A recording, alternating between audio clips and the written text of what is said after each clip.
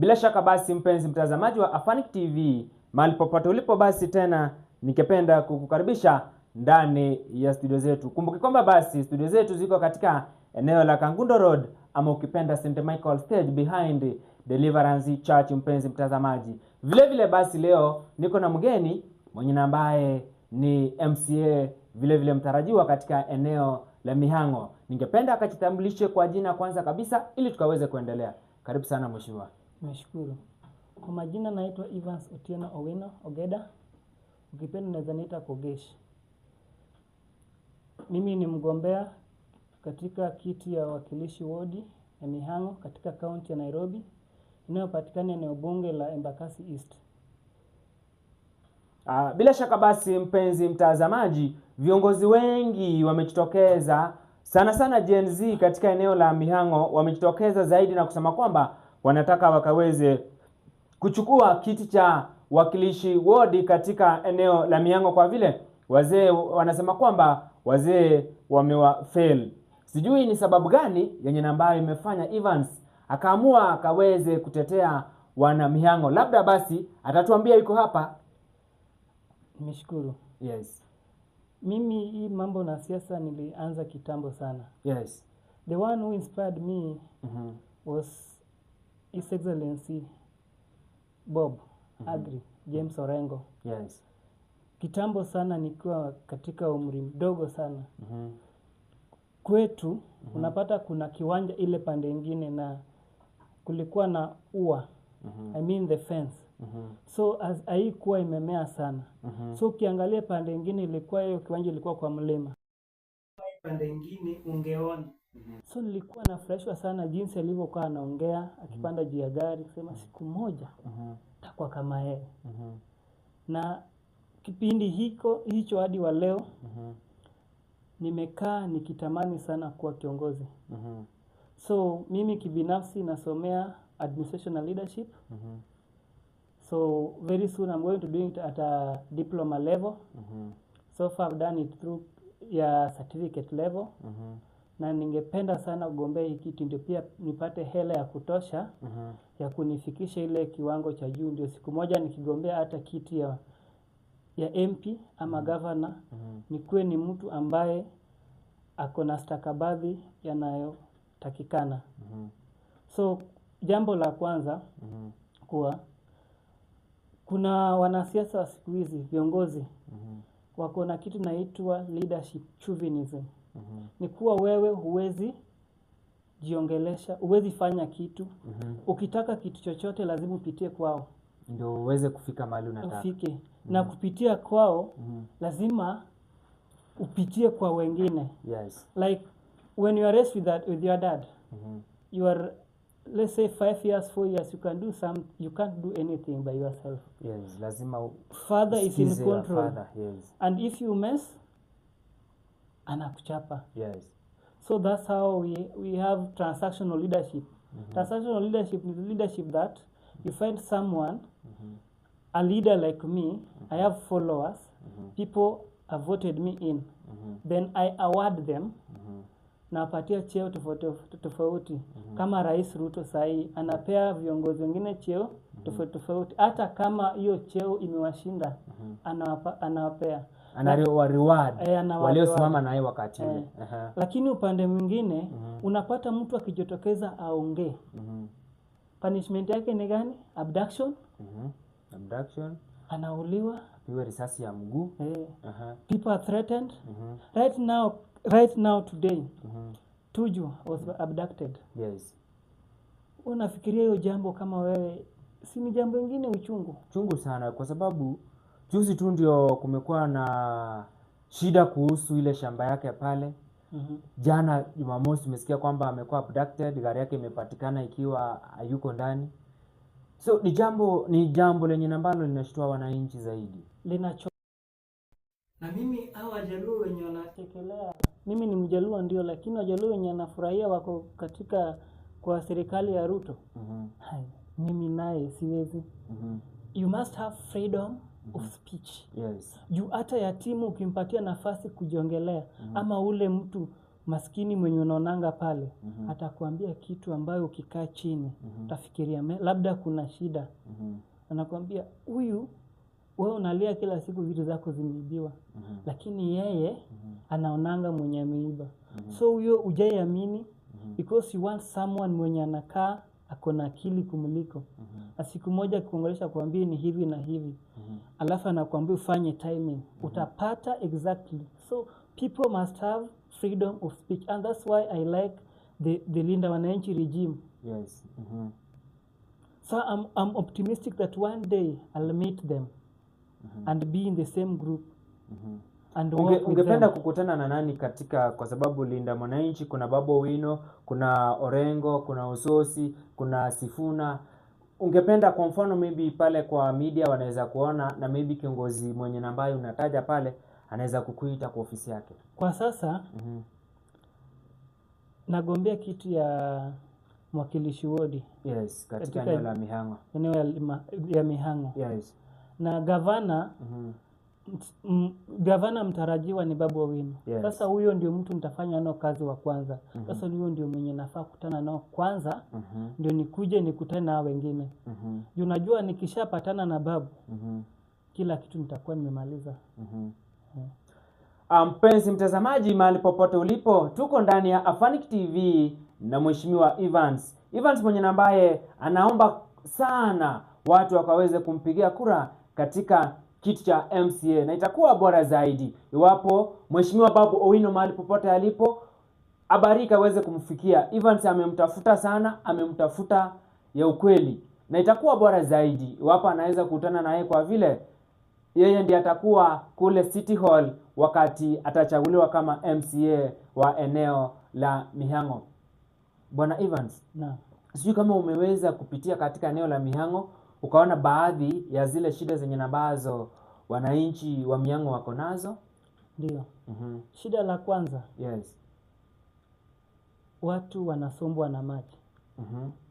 So nikitoa tu mfano, serikali ya sasa wanasema ati wanalinda wananchi. Yes. Lakini pesa za kujenga dike, tuseme ni vikingo kwa katika mito, kando ya mito. Yes. So those dikes, the first thing when I'll be elected is to do away with flood. Ni kujenga dike along Ngong Road. Ingine imepita hapa chini. Then we have feeder streams, rivers, hizo mitaro zote zipanuliwe, hizo takataka zitolewe na dike ijengwe hapo. Na dike inajengwa na daraja inajengwa, daraja kubwa. Pande ingine itakuwa pande ya magari, ingine itakuwa pande ya watu kutembea. Na kitu ingine pia unapata kuwa they are getting harassment from the county council team. Kanjo. Unapata Kanjo anakuja anatesa hawa ni tuseme the young business. Yeah. Tuseme small business ni young, not young, small. Young ukisema small ni kama umewadharau. Juu mtu amekaa hapo hata kama ni miaka kama 5 lakini juu ya Kanjo ijaipanda. Because wanakuliwa, wanasumbuliwa. Na hiyo pia inakuja na kitu naitwa empowerment. Katika eneo la Mihang'o bado wanasumbuliwa. Sasa kuna kitu naitwa empowerment. Unapata kiongozi ataweka agenda ya kwanza ni empowerment. Atakuja akupe 3,000. Si ndio? Yeah. Kesho ama after that kianja atakuja kusumbua. Umepata faida, umelose. Hajapata faida. So the first thing is to finalize the misconduct of county council members. Ukishapewa nafasi mwafaka kufanya kazi, kutekeleza juhudi yao, hata kama hujafanya empowerment, ataridhika na hicho anachokipata kwanza. Ndio siku moja ukija ukiwatembelea, ndio unawapea vifaa za kazi, wengine unaongezea stock, wengine nasema chukua hii. Hata ukimpea 1,000, najua 1,000 itaniongezea stock, nipate hata profit ya 200 niende nao kwa nyumba. Hiyo ni yake, anafurahia. Lakini hakuna haja umpe 3,000 Kanji kuje imzurure ikule 5,000 kwa sababu hana vyeti vyeti ambazo zinahitajika. Yeah. Kuna pande nyingine tunasema masoko yetu. Yes, soko Have zetu. been to- Kama Chokaa, sijui kama kuna soko Chokaa. hakuna soko. Mhm. Kuna soko moja tu nimeona upande wa Shooters Utawala. Yes. Kuna soko ingine hata huwezi jua kama hauko keen. Mhm. Iko Shooters. mahali fiche, huwezi jua. Aha. So ukitembea tu unasoma, nimekuwa nikizurura huko nikisoma nikiangalia venye ziko, nikapata Mihang'o. Aha. Mihang'o ward, nimeshaona tu soko moja na sio soko ambayo inaweza host watu wengi. Nataka with time to upgrade, tuzitoe, tutoe watu huko, tuweke kwa kiwanja ingine, tukishaweka tujenge gorofa. Kama ile yenye kwa Ngundo Market, ingine kwa Westlands. Napenda sana ya Westlands juu ina accommodate watu wengi. Tukue nayo hapa. Kitu ingine nataka serikali, the county government inipatie one of the asset yenye ni land. Tuweke hapo kama rescue center. Kama wakati kuna mvua nini ama moto, unaweza pata watu wa Mihang'o wanapata nafasi mwafaka ya kukaa mahali tulivu. Yeah. Na hapo ndani pia tuweke we call them the implement, hizi vifaa za kuzima moto. Zima moto equipments. Ikuwe hapo. There's a term that is used in English. Fire station. Ni fire station. Sasa there's a word that is used in common. We call them, let me just confirm it. Ukiendelea kuconfirm, kuna ningependa nikakurudisha nyuma kidogo tu kwa hizi maneno zenye ambazo umeweza kusema kwamba muweze kutengeneza baria kwa mto pale, waweze kutengeneza barabara vizuri, gari zipite na wananchi waweze kupita. Kama wewe mwakilishi ward wa Mihang'o, kwa mfano ukiweza kuchaguliwa, hii pesa itapatikana, itatoka wapi ya kufanya kazi? Ndugu yangu, pesa iko. There are some funds allocated by the county and national government. Na hiyo term nishaikumbuka, inaitwa demographics. Demographics is a set where kitu inakupata hata kama biashara yako leo umefanya hapa. Yes. Kesho ukiamkia asubuhi unapata moto. That's a demographic. Ama upate mvua ilinyesha ikakuja ikabeba hizi vifaa zote. That's a demographic. And there's a fund allocated for that. So unapata viongozi wa saa hii hiyo pesa wanaingiza kwa mfuko. Na wakiingiza kwa mfuko watasema wanalinda ground. Wakilinda ground waweke hiyo pesa kwa mfuko, hiyo maji ikikuja itatoa wananchi, ground ibaki, wajenge majumba yao. Utasikia mimi ninajenga affordable housing, jenga nini. Na with the time utapata hiyo affordable housing yenye ilikuwa inajengwa ilikuwa benefit ya mtu. Na si ati affordable housing ni mbaya, ni nzuri. Inapatia vijana wetu pia kazi. Yes. Sijaikataa. Like one is built in Siaya County. Niliona President Ruto launch jana kuanza kuitengeneza. About 340 units. Yes. Na hapo ukijenga affordable housing hapo, before ujenge the dike along the River Yala, itakuwa umesaidia. Na wakina nani wataishi hapo kwa hizo affordable housing? Pia unajua wanaangalianga ni nani, the class. Yes. Na pia kupata nyumba hapo. Hapo ndio lazima upitie kiongozi fulani. Si nimesikia hizo nyumba mtu yote hata kama ni mwananchi wa chini anaweza akapata. Wapi ndugu yangu? Wapi? Ni maneno tunasikia Mheshimiwa Ruto juzi alipokuwa upande wa Nyanza pale. Western kwa kina Sifuna pale. Nilisikia akisema kwamba iwapo uko na pesa na ungetaka affordable house, unaweza kuwa unalipa 5,000 lakini floor ya juu. Sasa sijaweza kufafanuliwa zaidi na wale wenye wanasimamia hizo nyumba. 5,000 kwa mwezi? Kwa mwezi. Mimi mwenyewe nafanya kazi ya jua kali. Saa zingine sifiki hiyo 5,000. Nafika saa zingine 4,000. Nikishalipa nyumba 3,000, hiyo pesa ya juu ndio najitawala nayo. Ninanunua nayo nguo, nanunua kila kitu, nakula. So uwezi, haiwezekani. Because utapata tabaka, kuna tabaka la juu na tabaka la chini. Tabaka la juu ndio wataishi katika hizo majumba. Tabaka la chini hawatapewa nafasi.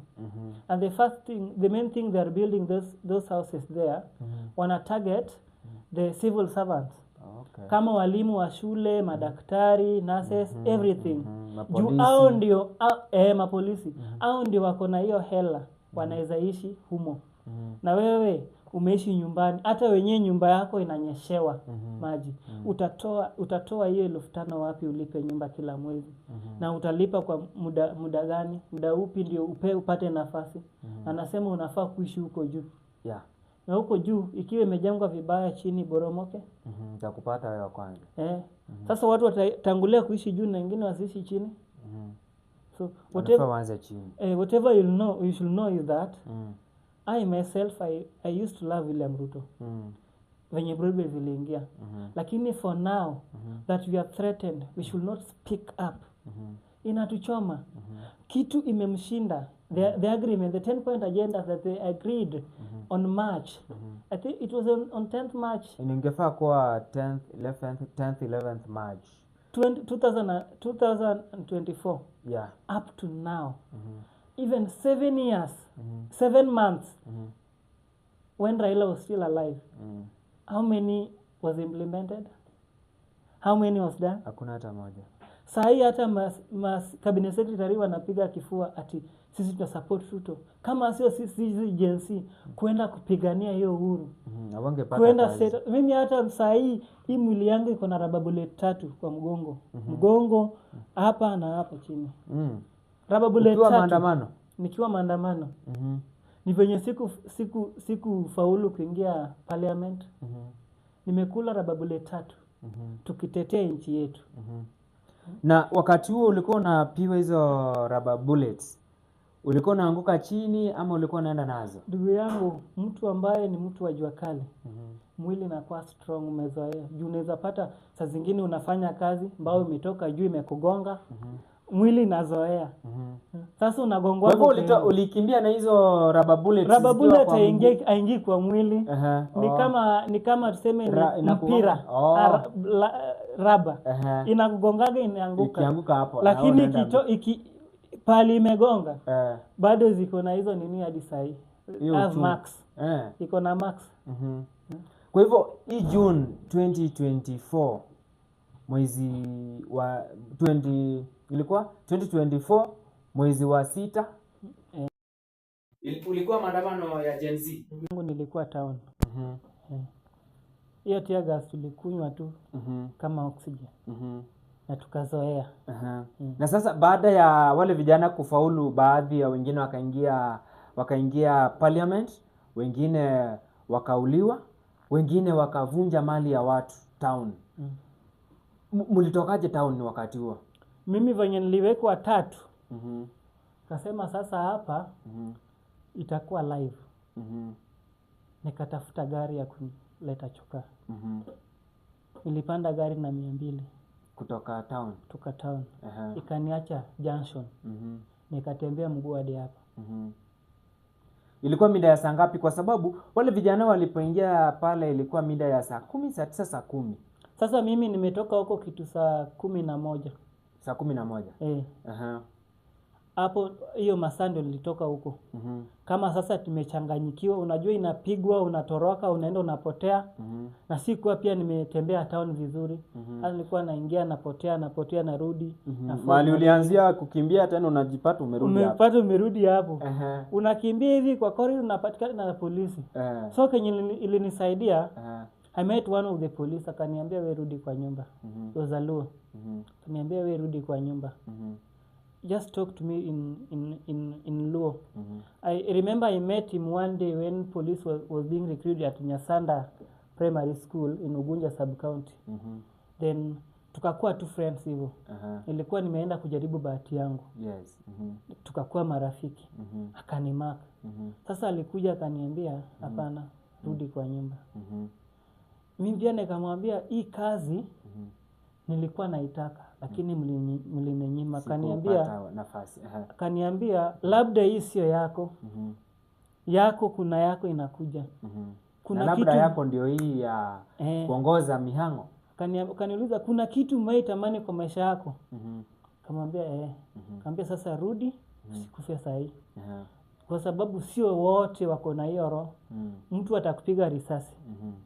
Sasa hakuifafanua juu nilikuwa najua akisema hivyo labda kuna guns ndani ya polisi.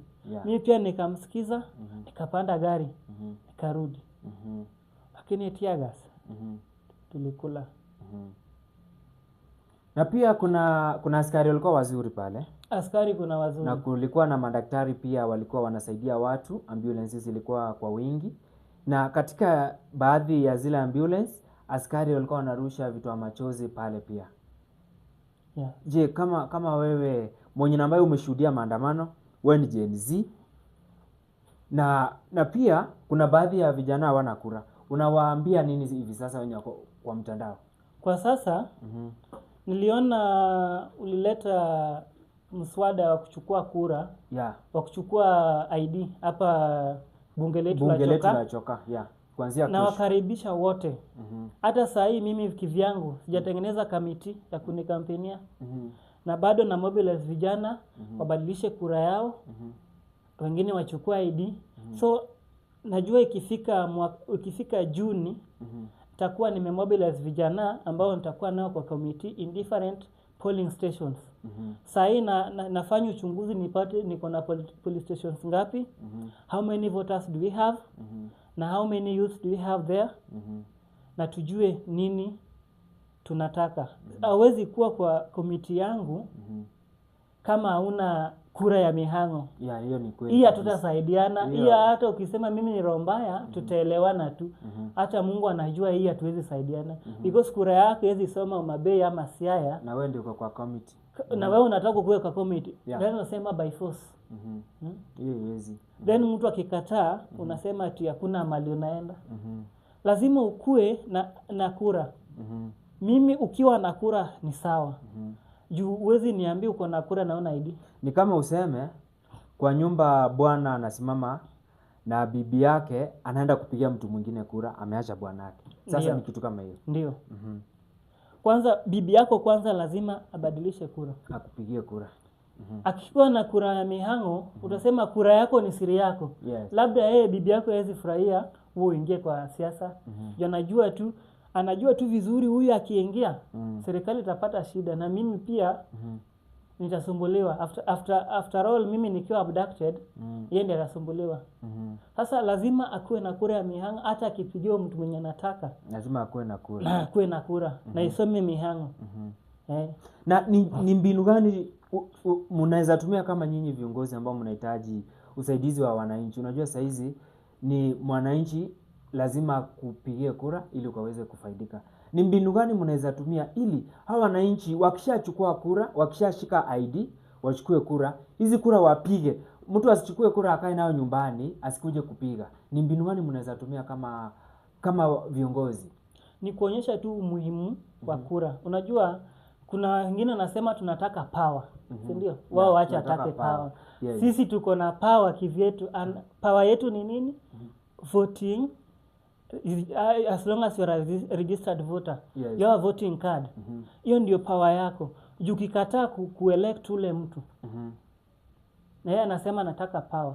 Ukikataa kumuelect. Uelect mwenye unataka. Wewe kama umemnyima power. Umemnyima power. Juu tayari uko na power. Na nyinyi ndio mtataka kusaidika. Because saa hii let me give you example. Tuseme kuna youth conference kwa nini? Africa. Let's just say Africa.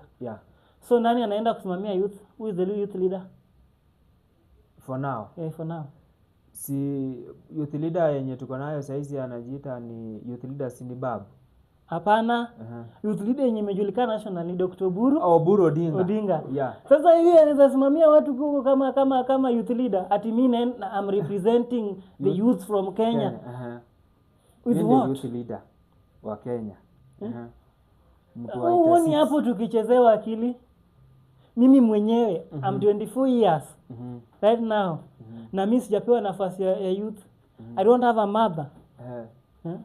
She died like 16 years ago. Na mtu anakuambia yeye pia ni yatima and is over 8 years. Bado anachita yatima. Na mtoto yake mwenyewe ashapita hiyo youth. Jaoko Buru. Yeah. And then unasikianga ati mnatetewa Kenya. Nakwambia leo Oburu Odinga atetei wa Kenya. Anatetea ndugu ya kijana yake Jaoko Buru. A maintain position pale kwa State House kama advisor wa Ruto. Because with the time utapata yeye ndiye anapewa hiyo nafasi ya kulinda, ya kukua kingpin ya Wajaluo. Sasa is fighting for the son to inherit the Raila's era. Na hiyo ndio kitu hatuhitaji. Juu yeye mwenyewe yeye pia aseme mimi ni youth leader. Mimi ni youth nimesimamia vijana wangu, ninaongoza vijana wangu, na vijana yake is more than 40 years. Hiyo game ndio tunataka tumalize kabisa. Na dawa ni kuchukua kura. Kukua kadi. Kukua kadi, uko kadi. Uko kadi. Nikusimulia jinsi nilivyochukua kura mimi. Tuna tu hiyo kitu nilikuwa nahitaji. Yes. Nilikuwa mjengo upande wa Bicenta. Unajua mali iko. Bicenta naona mali iko hapo. So huku hakuna mali imefunguliwa pa kuchukua kura. Yes. So by the time nilitoka Bicenta, nikajua nilibeba ID. Kumbe nilikuwa nimesahau ID juu ya meza. Ikabidi nitoke Bicenta, ikirudi Choka. By now sikuwa na pesa. I just call one of my friend, nikamwambia nitumie 200 hapa nataka kuchukua kura. Nilikuwa nimefikiria niko na ID, kumbe nimeacha kwa nyumba. Akaniambia mimi naye kenye naweza kusaidia nayo is just 100 bob. Pekee. Nikamwambia nitumie tu. I just nikachukua gari from Bicenta, ikaniacha junction. Nikachukua ingine junction, kaniacha hapa Choka. That's 40 bob nimetumia. Kutoka hapo nikakuja kwa nyumba, nikaoga, nikachukua ID, nikakimbia. Unajua kazi ya plaster ni piece of work inaishanga haraka. Ukiambiwa we hapa na hapa ni hivyo. Na pesa ilikuwa inatoka Saturday. So hiyo siku ilikuwa 23rd January. I think ilikuwa kitu Friday. Hii mwaka. Yes. Because last year ile mwaka ingine singeichukua juu bado nilikuwa akili yangu haikuwa naweza chagua kiongozi, ndio nilikuwa nimetoka shule. So kutoka hapo nikatembea hadi Shooters, nikapata gari huko ikanipeleka hadi Aviation. Before nifike ile roundabout ya Pipeline. Nilishukia hapo. Nikatembea hadi Aviation. So kutoka Aviation nilikuwa nimebaki na only 10 bob kwa mkono. Out of 100 bob. Na venye ningepandia gari hapa Choke kinipeleka Shooters. Hata kutoka Shooters hadi Aviation ningetembea. Nimetoka Aviation hadi Choka mguu. Na unajua mahali Aviation iko past airport. If you calculate those kilometers up to Choka, ujue ni mbali. Yes. I only remained with 10 bob, na hiyo 10 bob ndio ilikuwa sapa. Nilikuwa na mafuta kila kitu. Sasa hiyo nilinunua nayo mboga, nikakuja nikakula. Kesho yake nikarauka kutafuta jua kali. Na huko jua kali pia unaambiwa wewe unajua nani? Unajua nani? Sasa hiyo ndio kitu nataka kutoa kabisa. Watu jua kali imefika saa hizi mpaka wewe unajua mtu. Unajua mtu. Kama hujui mtu hakuna kupata kazi. Imekuwa kama kazi ofisi. That's why unapata hata the cabinet secretaries for Nairobi County. That government. Unapata mtu wa floods, wa kuangalia mambo ya floods ni librarian. Wa kuangalia moto ni theologist. Na wa health Wahealth ndio sijajua. Duale sasa mtu. Duale ametoka nini ngapi? Au ilikuwa pale security akatolewa akapelekwa pale. Yaani mpaka Kenya inachanganyikiwa unashindwa. Hapo ndio nilikuwa naangalia mambo ya transactional. Transactional leadership, you are word. Sasa hii naongea Nairobi City County. Yes. So one day Sifuna Babu Owino asked, kama moto imetokea, unaenda chini ya mguu. unaomba Mungu moto izimike. Kama ni flood, unaenda kusoma vitabu ndio ujue mali venye una control. As a day that Sifuna talked about the drainage system in Nairobi City County hadi wa leo, before hata hii mafuriko ikuje, hata venye alichaguliwa hivi, hata kumaliza 6 months akaongelea. Yes. Na wakampuuza tu. Sai disaster ni kubwa. Yeah. Because watu wenye wako huko, na mimi siko sure kama ni Sakaja aliappoint hao watu. Because when you task someone, umempea kazi, si ndio? Yeah. Unamwambia you appoint, the first thing you appoint, or you are elected or assigned, then you are tasked. After tasking, umeenda kufanya follow up, you follow. Yes. Ni nini inafaa kufanyiwa hapo? Anafanya aje? Yes. Yeah? Yes. Ama alafu naenda public participation, naaliza wananchi hapa mahali nimemweka, inaenda sawa? Akisema ndio, yes, una improve areas inafaa kuimproviwa. Yes. Akisema no, unaachana naye kabisa, unabadilisha, unapea mtu mwingine hiyo nafasi. Yes. Na hapo unapata cabinets wa Sakaja alipewa na national government. Because national government hangepea hawa nafasi huko juu.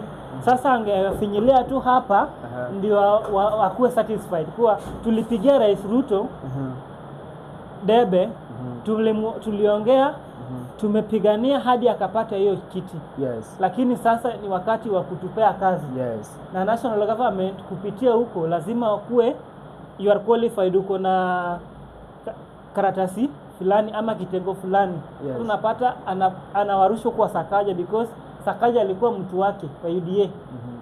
So anamtumia. Sakaja ako tu hapo. Hata saa hii.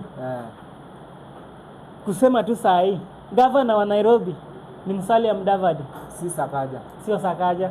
Because yeye ndio chairman saa hii, anaangalia mambo mingi ambayo zinafanyika Nairobi. Na Sakaja sidhani kama ataenda na Ruto tena, kwa sababu ukishanyang'anywa stakeholders 4 na mtu alikupea hiyo nafasi, unafikiria atarudi na wewe?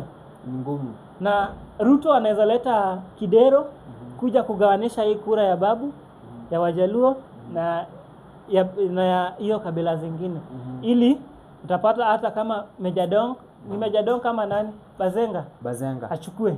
Yes. Na Bazenga anaweza kuwa pia ni project wa Ruto na ako DCP. Because Ruto anatumianga akili. Kama saa hii ametoa Jalango pale, amemleta senator. Na yenye anajua saa zingine hawezi win. By the time ametoa huko atoke arudi senator, ataweka mtu wake Lang'ata. Najua Lang'ata imebeba hadi Karen. Yeah, iko hadi ni wakubwa, ni wadosi. Timu Wanyonyi anarudi Bungoma. Yes. Akirudi Bungoma, nani analetwa hapa kwake? Nimesikia ni mtoto wa Msali anataka hiyo kiti ya Westlands. Na atakuja na UDA. Hata hapa Embakasi East, babu akienda governor, tukue makini. Tuchague mtu mwenye sio ID, because anataka huko akiwa anaweza ongea watu wote wamsikize. Wapitishe kila kitu, na mkiepeleka watu wa UDA, Ruto atatoa from 5 years to 7 years. Na hiyo kitu ya Cheria ilikuwa mtu wa Cherargei. Itakuwa implemented na sisi itatumiza sana because hao wazee watakuwa wanajirudia. Hatutakuwa na voice unless speak up. Usiseme wewe ni Sifuna, unalinda wananchi na una kadi. Kwa hivyo watu wachukue kura ndio nguzo kwa hivi sasa. Ndio. Bila ndio kura power. Ndio power. Sasa ukisikia tunataka power, hiyo power umeitafuta. Unasema mtu akisema tunataka power, asema power mimi niko nayo kivyangu. Sasa ukitaka power, njoo kwangu because you have ID. Na uko na kura. Na kitu tuangalie sana ni kura, tusiangalie ID. Kura ndio ya muhimu juu. Kura ya muhimu. Kila mtu anaweza kuwa na ID, maybe akitafuta kazi, akifanya mambo zake, lakini kura ndio ya muhimu. So hata nikiweza pata, Mungu anijalie, niende Royal Media. Nipewe nafasi. Niseme any leader anataka kumit na vijana, ukitengeneza conference fulani, you must make sure that you are in a conference with someone that has a registered card. Exactly, kama voting card. Nimeona Eric Omondi tarehe 1 mwezi wa 5 Kasarani ametengeneza mkutano kubwa na atakuwa na wasanii kwa kila aina. Na ndio uingie pale, kutakuwa na watu wa IEBC hapo nje. Na hapo ndio utakuwa na kuwa verified. Na hakuna pesa unalipo ingie pale. Kadi yako tu. Kama uko na ID na una kura, una register hapo. Na kama ulikuwa umeregister na unataka kubadilisha iende eneo fulani, unabadilisha hapo. Kitu chenye ambacho hata mimi kimenifurahisha kwa vile watu wengi watashika kura hiyo siku. Na hivyo ndio nafurahianga Eric mwenye anakuanga one step ahead. So tarehe moja mwezi wa 5 Eric Omondi amewakaribisha nyote pale Kasarani. Kutakuwa na wasanii wakubwa, comedians watakuwa pale, waigizaji, kila mmoja atakuwa pale. Kwa hivyo kama hauna kura, tarehe 1 mwezi wa 5 tupatane pale Kasarani ukachukue kura yako. Na kama hauna ID, kuanzia kesho tukutane kule bunge la Mwananchi Choka, tuwapeleke mahali mtashika ID bila pesa yote ile. Usishughulike eti sijui utaenda kuitishwa 1000 ama nini. Beba tu shilingi 100 peke yake ya fare kukupeleka mahali utashika ID, kwa sababu pia ukishika ID itakuwa ni yako, utaifanyia kazi. Cha muhimu ni kwamba ukuwe na ID kisha ukaweze kushika kura. Kwa vile viongozi kama hawa wanahitaji watu wenye ambao watawashika mkono. Kwa hivyo mheshimiwa, ningependa ukaweze kumalizia, ukaweze kuambia wana Mihang'o ili pia tukaweze kutengeneza siku nyingine pia utakuja.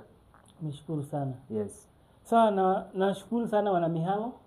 Na wasihi sote, let's register as voters so that we elect leaders, democratic leaders, not autocratic leaders. We want to stop autocratism, and autocratism dinaleta hiyo kitu inajiita chauvinism. Autocratism ni state yenye uwezi ongea ama idea yako yazitumika.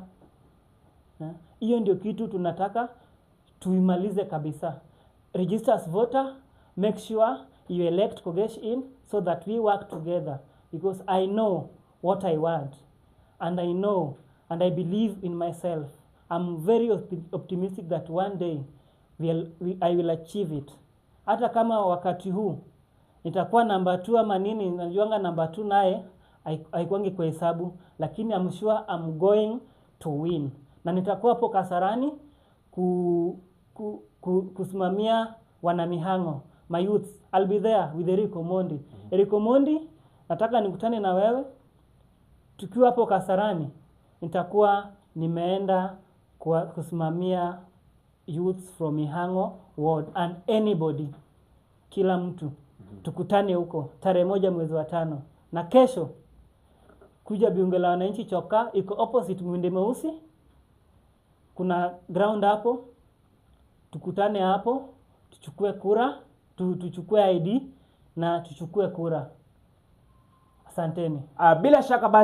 Bila shaka basi mpenzi mtazamaji, jinsi ambavyo tumesema kwamba chukueni kura kesho bunge la Mwananchi Choka pale, tunaelekeza watu moja kwa moja mahali penye ambapo wataenda kuchukua ID, kisha baadaye basi wakaweze kushika kura. Na ningependa kuambia kwamba katika eneo hili la Embakasi East tuko na kiongozi anayejulikana kama vile Mama Tina Ogal. Tina Ogal anahitaji kiti cha MP katika eneo hili. Vile basi tukaweze kupigia Mama Wakili Moraa. Wakili Moraa pia anahitaji kiti cha Women Rep katika kaunti ya Nairobi. Mama Wakili Moraa atajitokeza na ameniambia kwamba atakuja ili akaweze kukutana na wana Choka, akaweze kuambia manifesto yake na ile yenye ambayo yako nayo, akaweze kukutana na akina mama na vijana wa bodaboda, vijana wa mchanga pale na watu wenye ambao wako na vikundi mbalimbali. Cha muhimu ni kwamba hatutaki mtu mwenye ambaye anakuja na handouts. Tunahitaji mtu mwenye ambaye anakuja na mawazo yenye ambayo atasaidia wana Mihang'o, wana Nairobi na wa Kenya kwa jumla katika maisha ya mbeleni. Tusiangalia ya leo peke yake, bali tukaweze kuangalia maneno ya kesho na ile kesho ingine. Watoto wetu watakuwa vipi na watoto wa watoto wetu watakuwa vipi? Tusikuje kufuatilia maneno ya handouts. Hicho ndicho kitu ambacho Mheshimiwa Moraa amenifurahisha nacho, na amesema kwamba atawatembelea. Kwa hivyo Mungu awabariki zaidi.